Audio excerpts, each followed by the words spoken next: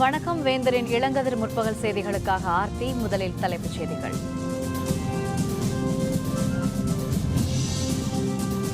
காவிரி மேலாண்மை வாரிய உறுப்பினரை நியமிக்க கர்நாடக மறுப்பு. 4ஆம் தேதிக்குள் மேலாண்மை வாரியம் அமைவதில் சிக்கல். இந்தியாவுக்கு தீங்கு விளைவித்தால் கடும் பதிலடி. பாகிஸ்தானுக்கு மனோகர் பாரிக்கர் எச்சரிக்கை.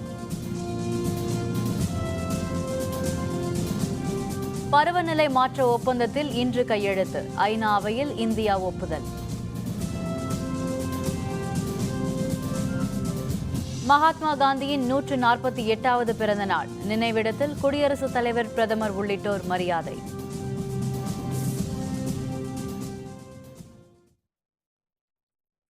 காவிரி மேலாண்மை வாரியத்திற்கு உறுப்பினரை நியமனம் செய்வதற்கு கர்நாடக அரசு தொடர்ந்து எதிர்ப்பு தெரிவித்து வருவதால் 4ஆம் தேதிக்குள் மேலாண்மை வாரியத்தை அமைக்க முடியாத நிலைக்கு மத்திய அரசு தள்ளப்பட்டுள்ளது.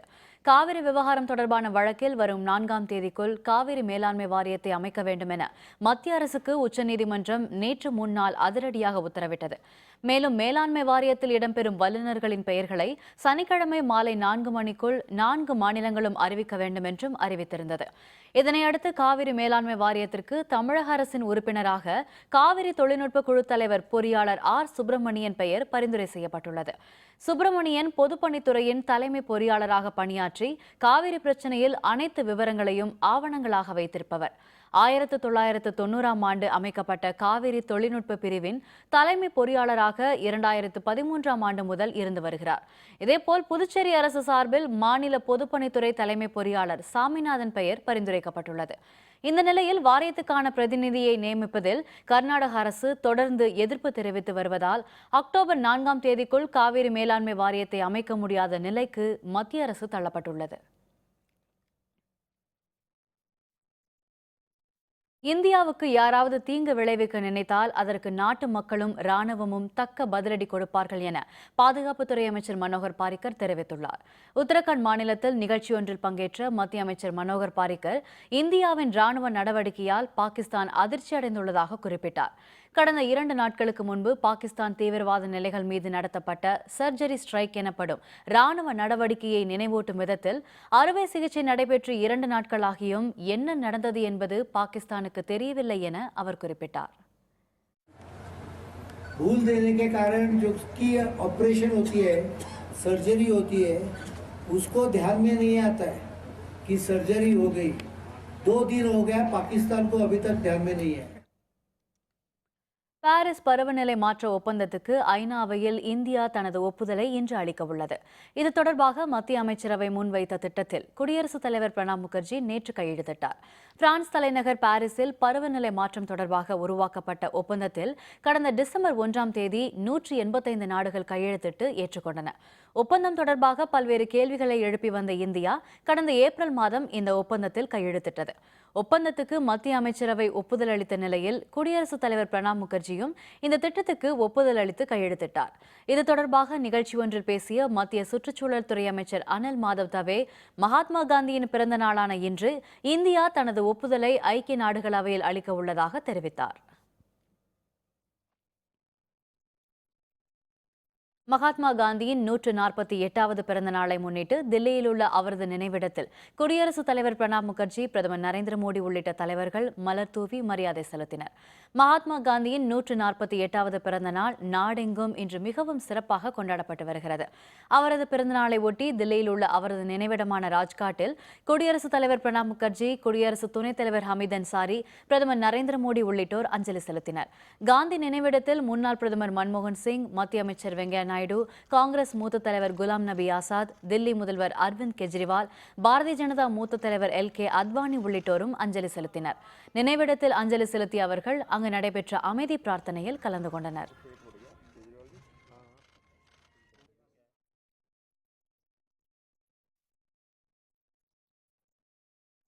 இதேபோன்று முன்னாள் பிரதமர் லால் பகதூர் சாஸ்திரியின் பிறந்த நாளும் இன்று நாடெங்கும் உற்சாகமாக கொண்டாடப்படுகிறது. அவரது பிறந்த நாளை முன்னிட்டு தில்லியில் உள்ள அவரது நினைவிடத்தில் பல்வேறு தலைவர்களும் அஞ்சலி செலுத்தினர்.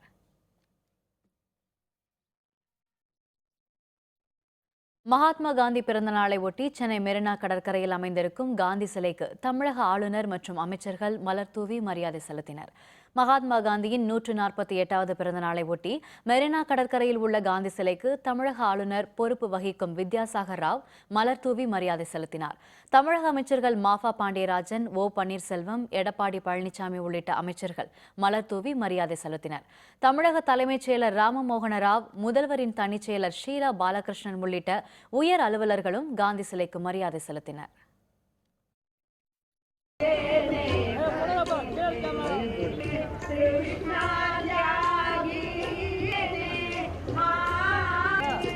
मैडम கொஞ்சம் தள்ளிங்க மேடம்.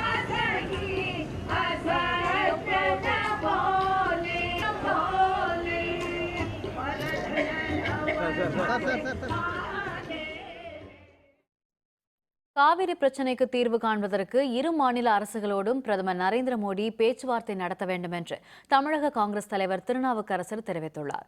மகாத்மா காந்தி பிறந்தநாளை ஒட்டி மெரினா கடற்கரையில் உள்ள காந்தி சிலைக்கு தமிழக காங்கிரஸ் தலைவர் திருநாவுக்கரசர் உள்ளிட்டோரும் மாலை அணிவித்து மரியாதை செலுத்தினர். அதன் பின்னர் செய்தியாளர்களை சந்தித்து பேசிய அவர், காவிரி பிரச்சினைக்கு தீர்வு காண்பதற்கு தமிழகம், கர்நாடக மாநில அரசுகளோடு பிரதமர் நரேந்திர மோடி பேச்சுவார்த்தை நடத்த வேண்டும் என்று வலியுறுத்தினார். உச்சநீதிமன்றத்தினுடைய தீர்ப்பை ஏற்று உடனடியாக 6000 கன அடி தண்ணீரை திறந்துவிடவும், காவிரி நதிநீர் மேலாண்மை வாரியத்தை உடனே அமைக்கவும் மத்திய அரசு உடன் நடவடிக்கை எடுக்க வேண்டும். காலம் தாழ்த்தக்கூடாது. மத்திய அரசு உடனடியாக தலையிட்டு கர்நாடக, தமிழக அரசனுடைய தலைவர்களை அழைத்து, அதிகாரிகளை அழைத்து பிரதமரே தலைமையேற்று பேச்சுவார்த்தை நடத்த வேண்டும் என்று வற்புறுத்துகிறேன். இந்திய எல்லைப் பகுதியில் வெளியேற்றப்பட்டுள்ள மக்களுக்காக நிவாரண முகாம்கள் அமைக்கப்பட்டு வருகின்றன. எனினும் அங்கு வர மக்கள் தயக்கம் காட்டுவதாக உயர் அலுவலர்கள் தெரிவித்தனர். பாகிஸ்தான் ஆக்கிரமிப்பு காஷ்மீரில் உள்ள பயங்கரவாத முகாம்கள் மீது இந்தியா வான்வழி மற்றும் தரைவழி தாக்குதலை நடத்தியதை அடுத்து எல்லையில் போர் பதற்றம் ஏற்பட்டுள்ளது. இதனைத் தொடர்ந்து ஜம்மு காஷ்மீர் மற்றும் பஞ்சாப் மாநிலங்களை ஒட்டிய எல்லைப் பகுதியில் உள்ள கிராமங்களிலிருந்து மக்கள் பாதுகாப்பான இடங்களுக்கு வெளியேற்றப்பட்டு வருகின்றனர். அவர்கள் தங்குவதற்காக ஹிராநகர் மற்றும் கதுவா பகுதிகளில் நிவாரண முகாம்கள் அமைக்கப்பட்டுள்ளது. எனினும் அங்கு அறுவடை காலம் என்பதால் மக்கள் நிவாரண முகாம்களுக்கு வர ஆர்வம் காட்டவில்லை என உயர் அலுவலர்கள் தெரிவித்தனர். उसमें हर तरीके की सहूलत उनको मुहैया कराया जाएगी, लेकिन अभी तक वो लोग कैंपों में आए नहीं हैं। सिर्फ रात को कोई 100 के करीब लोग कैंपों में आए थे, वो सुबह वापस चले गए क्योंकि कटाई का सीजन है। तो बहुत सारे लोगों का गांव में माल मवेशी भी थे। मोस्टली ये लोग जिम्मेदार ही हैं. குஜராத் மாநிலத்தில் உயிரியல் பூங்காவிலிருந்து தப்பிய சிங்கம் ஒன்று குடியிருப்பு பகுதியில் சுற்றி அலைந்ததால் பதற்றம் ஏற்பட்டுள்ளது. குஜராத் மாநிலம் ஜுனாகர் பகுதியில் சிங்கம் ஒன்று குடியிருப்பு பகுதிகளில் சுற்றி அலைந்ததால் அப்பகுதி மக்கள் பதற்றமடைந்தனர். குஜராத் மாநிலத்தில் உள்ள உயிரியல் பூங்காவிலிருந்து அந்த சிங்கம் தப்பி வந்திருக்கும் என்று கருதப்படுகிறது. தெருக்களிலும் சாலைகளிலும் சிங்கம் தன்னந்தனியாக சுற்றி அலைந்ததை கைபேசி மூலம் படம் பிடிக்கப்பட்டுள்ளது.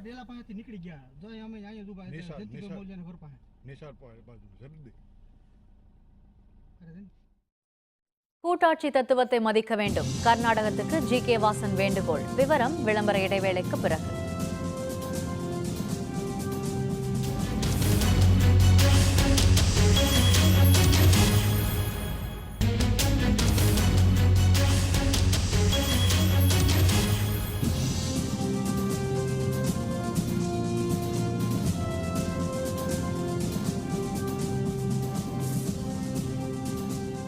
செய்திகள் தொடர்கின்றன. நாட்டின் கூட்டாட்சி தத்துவத்துக்கு மதிப்பளித்து கர்நாடகம் காவிரியில் தண்ணீர் திறக்க வேண்டும் என்று தமிழ் மாநில காங்கிரஸ் தலைவர் ஜி.கே. வாசன் தெரிவித்துள்ளார். சென்னை மெரினா கடற்கரையில் அமைந்துள்ள மகாத்மா காந்தி சிலைக்கு தமிழ் மாநில காங்கிரஸ் கட்சியின் தலைவர் ஜி.கே. வாசன் உள்ளிட்டோர் மாலை அணிவித்து மரியாதை செலுத்தினர். அதன் பின்னர் செய்தியாளர்களுடன் பேசிய ஜி.கே. வாசன், கூட்டாட்சி தத்துவத்தை மதித்து கர்நாடகம் காவிரியில் தண்ணீர் திறக்க வேண்டும் என்று வேண்டுகோள் விடுத்தார். கர்நாடக அரசு சட்டத்துக்கு உட்பட்ட அரசாக இந்தியாவிலே செயல்படக்கூடிய மற்ற அரசுகளுக்கு எடுத்துக்காட்டாக கூட்டாட்சி தத்துவத்திற்கு உடந்தையாக இருக்கின்ற அரசாக செயல்பட வேண்டும். கர்ம வீரர் காமராஜரின் 41வது நினைவு நாளை ஒட்டி சென்னையில் கிண்டியில் உள்ள அவரது நினைவிடத்தில் ஜே.கே. வாசன், திருமாவளவன் உள்ளிட்ட தலைவர்கள் அஞ்சலி செலுத்தினர். காமராஜரின் 41வது நினைவு நாளை ஒட்டி சென்னை கிண்டியில் காந்தி மண்டபத்தில் உள்ள காமராஜர் நினைவிடத்தில் தமிழ் மாநில காங்கிரஸ் கட்சித் தலைவர் ஜே.கே. வாசன், விடுதலை சிறுத்தைகள் கட்சித் தலைவர் தொல் திருமாவளவன், பாரதிய ஜனதா கட்சியின் மாநில தலைவர் தமிழிசை சவுந்தரராஜன், சமத்துவ மக்கள் கட்சித் தலைவர் சரத்குமார் உள்ளிட்ட தலைவர்கள் தங்களது தொண்டர்களுடன் மலர் தூவியும் மாலை அணிவித்தும் அஞ்சலி செலுத்தினர்.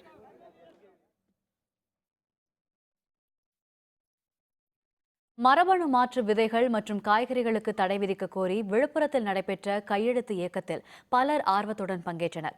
மரபணு மாற்று விதைகள் மற்றும் காய்கறிகளுக்கு மத்திய அரசு அனுமதி வழங்கியுள்ளது. இவை விரைவில் சந்தைக்கு வரவுள்ள நிலையில் இதற்கு எதிராக போராட்டங்கள் நடைபெற்று வருகின்றன. இந்நிலையில் விழுப்புரம் உழவர் சந்தையில் மக்கள் குழு என்ற அமைப்பு சார்பில் நடைபெற்ற கையெழுத்து இயக்கத்தில் விவசாயிகள், வணிகர்கள் உள்ளிட்ட பலர் பங்கேற்றனர். மரபணு மாற்று விதைகளால் ஏற்படும் பாதிப்புகள் பற்றியும் அவர்கள் ஆர்வத்துடன் கேட்டறிந்தனர். பல்வேறு தரப்பினரிடம் கையெழுத்து பெறப்பட்டு அவை மாவட்ட ஆட்சியரிடம் வழங்கப்பட்டது. கடுகு விதைகள் உள்ள நுழைய காத்துட்டு இருக்கு. இது ஒரு பாதுகாப்பான டெக்னாலஜி இல்ல அப்படின்றதுனாலையும் இதை தடை செய்ய கோரி இன்னைக்கு நாடு முழுவதும் காந்தி ஜெயந்தி அன்னைக்கு நிறைய இடத்துல போராட்டங்களும் கையெழுத்து இயக்கங்களும் நடத்திட்டு இருக்காங்க. ஸோ இது இங்க கலெக்டருக்கு நாங்களும் ஒரு கையெழுத்து இயக்கம் நடத்தி ஒரு மனு கொடுக்கலான்னு இருக்கோம். மத்திய அரசின் புதிய கல்விக் கொள்கையை எதிர்த்து தமிழுக்கு உரிய இடத்தை பெற்றுத் தருவோம் என தமிழ்நாடு முற்போக்கு எழுத்தாளர்கள் கலைஞர்கள் சங்கம் தெரிவித்துள்ளது.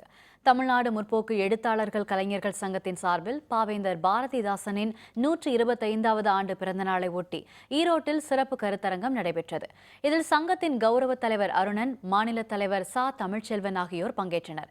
பின்னர் செய்தியாளர்களை சந்தித்து பேசிய அருணன், 10 கோடி மக்கள் பேசும் மொழியான தமிழை புறக்கணிக்கும் மத்திய அரசின் கல்விக் கொள்கையை எதிர்ப்போம் என்று தெரிவித்தார். புதிய தேசிய கல்விக் கொள்கை என்கிற பெயரிலே சமஸ்கிருதத்துக்கு மட்டும் முக்கியத்துவம் கொடுக்கிற, ஆனால் சமஸ்கிருதத்துக்கு ஈடு இணையான ஒரு மொழி நம்முடைய தமிழ். நம்முடைய தாய் தமிழை பேசுவோர் உலகம் முழுக்க 10 கோடி பேர். ஆக அந்த வகையிலே உயர்ந்தது. ஆனால் தமிழை பற்றி இந்த மத்திய அரசினுடைய கல்விக் கொள்கையிலே ஏதுமில்லை. தூத்துக்குடி அருகே கார் டயர் வெடித்து தடுப்பு சுவரில் மோதி ஏற்பட்ட விபத்தில் ஒரே குடும்பத்தைச் சேர்ந்த 4 பேர் பலியாகினர். 8 பேர் படுகாயமுற்றனர். ஈரோடு மாவட்டம் சென்னிமலையைச் சேர்ந்த 12 பேர் திருச்செந்தூர் நோக்கி காரில் சென்று கொண்டிருந்தனர். தூத்துக்குடி மாவட்டம் ஜெகவீரபாண்டியபுரம் அருகே கார் சென்று கொண்டிருந்த போது முன்பக்க டயர் திடீரென வெடித்தது. இதில் நிலை தடுமாறிய கார் அருகில் இருந்த தடுப்புச் சுவரில் மோதியது. இதில் கணேசன், சீனிவாசன் ஆகிய இருவர் அந்த இடத்திலேயே பலியாகினர். மருத்துவமனை கொண்டு செல்லும் வழியில் கணேசனின் மனைவியும் மருத்துவமனையில் வசீகரன் என்ற இளைஞரும் உயிரிழந்தனர். படுகாயமுற்ற 8 பேருக்கு தொடர்ந்து சிகிச்சை அளிக்கப்பட்டு வருகிறது.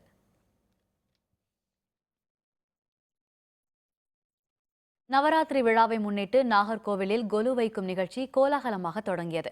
புரட்டாசி மாதம் மகாலய அமாவாசைக்கு பிறகு நவராத்திரி விழா தொடங்கி 10 நாட்கள் நடைபெறுவது வழக்கம். நவராத்திரி விழாவை ஒட்டி 9 நாட்களுக்கு வீடுகளில் கொலு வைத்து பூஜை செய்வது வழக்கம். இதையடுத்து நாகர்கோவிலில் உள்ள வடிவீஸ்வரம் பகுதியில் உள்ள வீடுகளில் கொலு அமைக்கப்பட்டுள்ளது. இதில் துர்க்கை, லட்சுமி, சரஸ்வதி, ஐயப்பன், விஷ்ணு உள்ளிட்ட கடவுள் சிலைகளோடு வேறு பல பொம்மைகளும் வைத்து அலங்கரிக்கப்பட்டுள்ளன.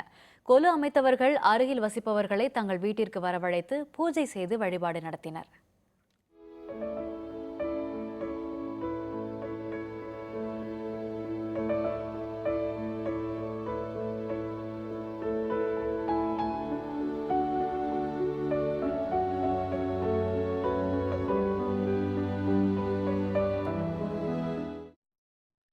பருவமழை குறைவு காரணமாக நீலகிரி மாவட்டத்தில் உள்ள பைக்காரா நீர்வீழ்ச்சியில் தண்ணீர் வரத்து குறைந்துள்ளதால் சுற்றுலா பயணிகள் ஏமாற்றமடைந்துள்ளனர்.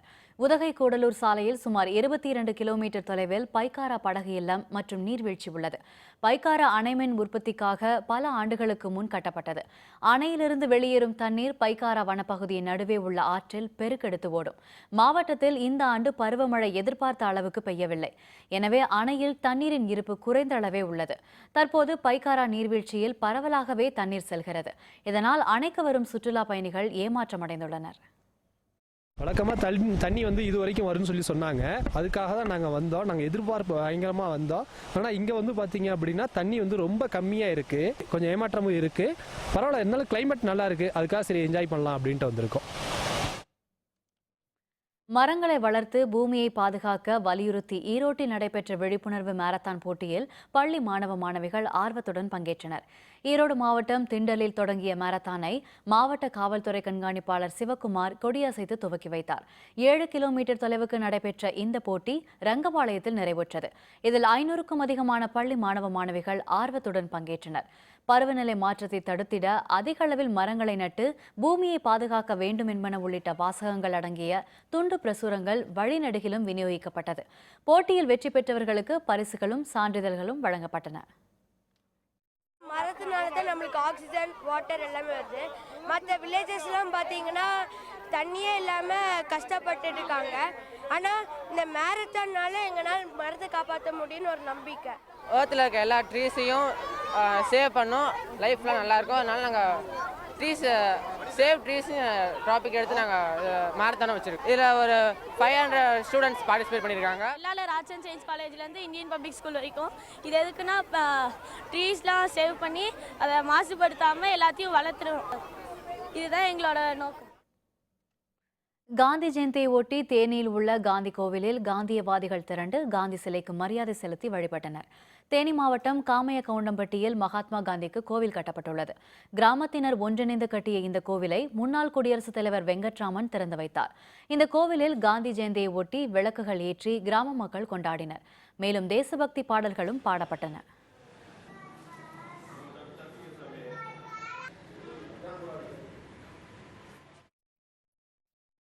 நாமக்கல் மாவட்டம் திருச்செங்கோட்டில் ராஜாஜி மற்றும் பெரியாரால் தொடங்கப்பட்ட காந்தி ஆசிரமம் 90 ஆண்டுகளை கடந்து சமூக பணி ஆற்றி வருகிறது. மகாத்மா காந்தியின் 148வது பிறந்த நாளான இன்று ஆசிரமம் ஆற்றி வரும் மகத்தான பணிகள் பற்றி இன்றைய வேந்தர் சிறப்பு செய்தியில்.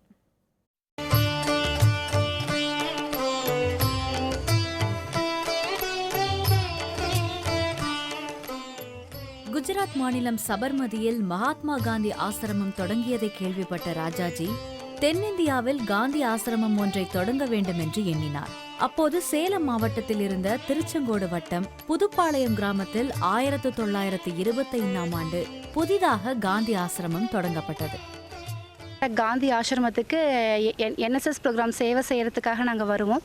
இந்த காந்தி ஆசிரமம் பார்த்திங்கன்னா 92 வருஷம் முடிஞ்சு 93வது வருஷத்தில் இப்போ தான் வந்திருக்கு. இன்னும் ராஜாஜியும் காந்திஜியும் வந்துட்டு சம்பந்தம் பேசின இடமெல்லாம் இங்கே இருக்குது. அது இல்லாமல் நமக்கு வந்து அத்தனை வருஷம் போராடி கஷ்டப்பட்டு விடுதலை பெற்ற காந்தி கால் பதிச்ச இந்த இடத்துல வேலை செய்கிறதுங்கிறத நினச்சாலே ஒரு கோவிலை சுத்தம் பண்ணுற திருப்தி வந்து எங்களுக்கு கிடைச்சிருக்கு. திருச்செங்கோடு கேர்ள்ஸ் ஸ்கூல்லேருந்து நாங்கள் வந்திருக்கோம். ஸ்டூடெண்ட்ஸ் எல்லாம் நாங்கள் வந்து இந்த ஆசிரமத்தை வந்து தூய்மை செய்கிற பணியில் ஈடுபட்டிருக்கோம். இந்த ஆசிரமத்தை வந்து நாங்கள் தூய்மைப்படுத்துறதுல வந்து ரொம்ப பெருமைப்படுறோம். இங்கே வந்து நிறைய தேச தலைவர்களோட காலடி வந்து இங்கே பதிஞ்சிருக்கு. அது இல்லாமல் ராஜாஜி இங்கே வந்து 12 வருஷம் தங்கியிருந்திருக்காரு. அப்புறம் இந்த பணியில் ஈடுபடுறது எங்களுக்கு ரொம்ப சந்தோஷமாக இருக்குது. 1934ஆம் ஆண்டு தொடங்கி பல முறை இந்த ஆசிரமத்திற்கு வந்திருக்கும் மகாத்மா காந்தி நாட்டு விடுதலைக்கான பல்வேறு திட்டங்களை இங்கிருந்து செயல்படுத்தி இருக்கிறார். திருச்செங்கோடு, ராசிபுரம் மற்றும் நாமக்கல் உள்ளிட்ட பகுதிகளில் அதிகரித்திருந்த தீண்டாமை பிரச்சினைக்கு முடிவு கட்டவும் மது பழக்கத்திலிருந்து மக்களை விடுவிக்கவும் இந்த ஆசிரமம் மூலம் இடையறாது பாடுபட்டார் ராஜாஜி. இதற்கு ஏதுவாக ஆசிரமத்தில் பல்வேறு சிறு தொழில்கள் தொடங்கப்பட்டன. அத்தொழில்களில் பல்வேறு சமூகத்தைச் சேர்ந்தவர்களையும் ஒன்றாக பணிபுரிய வைத்து வேற்றுமைகளை போக்கும் முயற்சியில் ராஜாஜி வெற்றி கண்டார். சுதந்திர போராட்ட பாசறையாக இது விளங்கிட்டு இருந்தது. இதுக்கப்புறம் 1956க்கு அப்புறம் இது ஒரு இன்ஸ்டிடியூஷனாக ஃபார்ம் பண்ணி இதில் தொழில் நடக்கிற இடமா வச்சுருந்தாங்க. தீண்டாமை கொடுமை நிறைஞ்ச பகுதியாகவும் குடி நிறைஞ்ச பகுதியாகவும் இருந்ததுனால ராஜாஜி இந்த இடத்த தேர்ந்தெடுத்து இங்கே வந்து ராட்டை நூற்கிறது, நெசவு தொழில் செய்கிறது, கைத்தொழில் செய்கிறதெல்லாம் ஏற்பாடு பண்ணி வேலைவாய்ப்பு கொடுத்ததுனால காந்தி ஆசிரமம் அப்போ இருந்து இந்த மாதிரி செயல்பட்டு. ராஜாஜியின் மறைவுக்கு பின்னரும் நேரடியாகவும் மறைமுகமாகவும் இந்த ஆசிரமத்தில் நடைபெறும் தொழில்களால் 700க்கும் அதிகமான குடும்பத்தினர் பயனடைந்து வருகின்றனர்.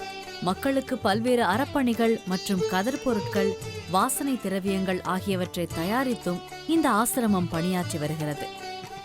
அன்றைய தினத்தில் ஒருங்கிணைந்த சேலம் மாவட்டத்தில் மதுவிலக்கு பிரச்சாரங்களை ராஜாஜி அவர்கள் படிக்காத பாமர மக்களும் புரிந்து கொள்ளும் வகையில் மதுவிலக்கு பிரச்சாரம் மேற்கொண்டார்கள். அதனை ஏற்று அன்றைய ஆங்கில அரசு நாமக்கல் மற்றும் ராசிபுரம் வட்டத்தில் மதுக்கடைகளை முதலில் மூடச் செய்தன. 90 ஆண்டுகளை கடந்து சிறப்பான பணியாற்றி வரும் இந்த ஆசிரமத்தின் பொதுச்சேவை மகத்தானது. வேந்தர் செய்திகளுக்காக நாமக்கல் செய்தியாளர் எம் பார்த்திபன். அகதிகளோடு காவல்துறையினர் மோதல், வன்முறையில் முடிந்த போராட்டம். விவரம் விளம்பர இடைவேளைக்கு பிறகு.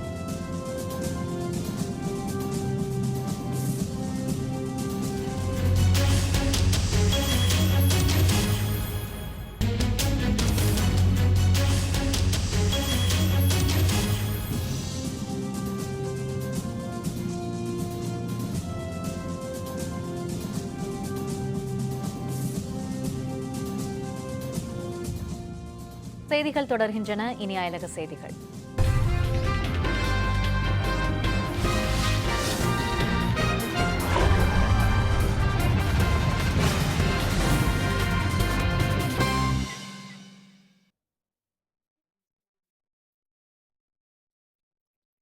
சிரியாவில் மருத்துவமனை மீது நடத்தப்பட்ட வான்வழி தாக்குதலில் 2 பேர் பலியாகினர், பலர் படுகாயமுற்றனர். சிரியாவில் அதிபர் பஷர் அல் ஆசாத்தின் அரசுக்கு எதிராக சண்டையிட்டு வரும் IS தீவிரவாதிகளும் கிளர்ச்சியாளர்களும் பல்வேறு முக்கிய பகுதிகளை கைப்பற்றினர். அவற்றை மீட்க அந்நாட்டு ராணுவம் தொடர்ந்து போராடி வருகிறது. சிரியாவுக்கு ஆதரவாக ரஷ்ய படைகள் செயல்பட்டு வருகின்றன. இந்நிலையில் அலப்போ நகரில் கிளர்ச்சியாளர்கள் வசமுள்ள பகுதியில் சிரிய ராணுவமும் ரஷ்ய படைகளும் வான்வழி தாக்குதல் நடத்தின. இதில் ஒரு மருத்துவமனை இடிந்து சேதமானது. இதில் 2 பேர் பலியாகினர், பலர் படுகாயமுற்றனர். இடிபாடுகள் அகற்றப்பட்டு வருவதால் பலி எண்ணிக்கை உயரக்கூடும் என அஞ்சப்படுகிறது. இதனிடையே சிரியாவில் தாக்குதலை நிறுத்தி பேச்சுவார்த்தை முன்வருமாறு அந்நாட்டு அரசையும் ரஷ்யாவையும் ஐக்கிய நாடுகள் அவை கேட்டுக் கொண்டுள்ளது.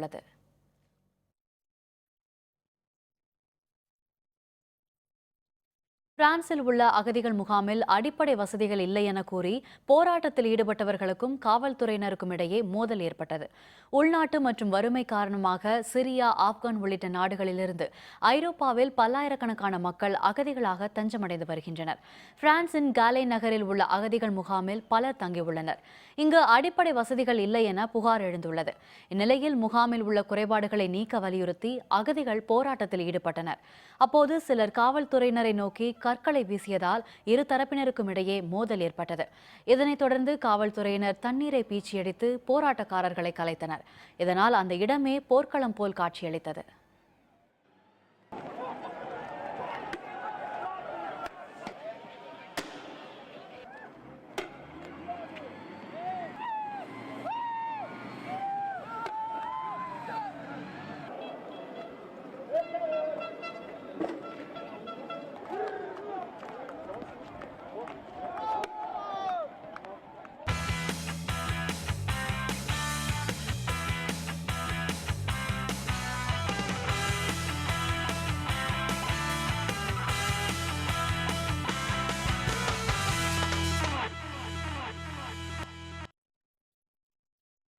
கொல்கத்தாவில் நடைபெற்று வரும் இந்தியாவுக்கு எதிரான 2வது டெஸ்ட் போட்டியின் முதல் இன்னிங்ஸில் நியூசிலாந்து அணி 204 ரன்களுக்கு ஆட்டமிழந்தது.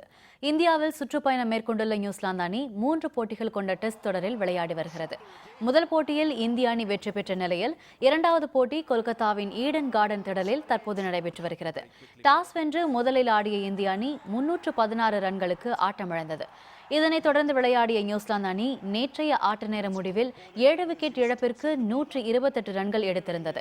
3ஆம் நாளான இன்று தொடர்ந்து விளையாடிய நியூசிலாந்து அணி 204 ரன்களுக்கு அனைத்து விக்கெட்டுகளையும் இழந்தது. இந்திய தரப்பில் புவனேஸ்வர் குமார் 5, சமி 3 விக்கெட்டுகளையும் கைப்பற்றினர். 112 ரன்கள் முன்னிலை பெற்ற இந்திய அணி 2வது இன்னிங்ஸை விளையாடி வருகிறது. சற்று முன்வரை இந்திய அணி விக்கெட் இழப்பின்றி 9 ரன்கள் எடுத்துள்ளது. Now there's a man out there, but it's not gone as far as he wants it to. Very close, bit of reverse swing, and he's really good when the ball's reversing. Good. மீண்டும் தலைப்புச் செய்திகள். காவிரி மேலாண்மை வாரிய உறுப்பினரை நியமிக்க கர்நாடகம் மறுப்பு. 4ஆம் தேதிக்குள் மேலாண்மை வாரியம் அமைவதில் சிக்கல்.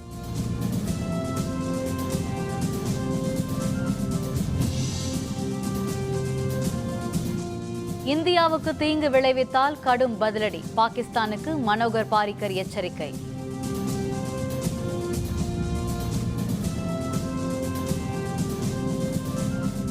பருவநிலை மாற்ற ஒப்பந்தத்தில் இன்று கையெழுத்து. ஐநா அவையில் இந்தியா ஒப்புதல்.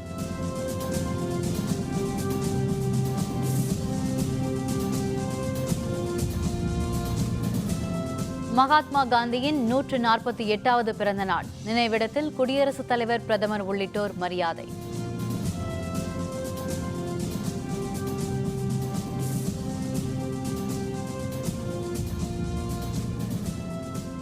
இத்துடன் வேந்தரின் இளங்கதிர் முற்பகல் செய்திகள் நிறைவடைந்தன. மீண்டும் பகல் 1:30 மணிக்கு வேந்தரின் உச்சிவேளை பகல் செய்திகளில் சந்திப்போம். வணக்கம்.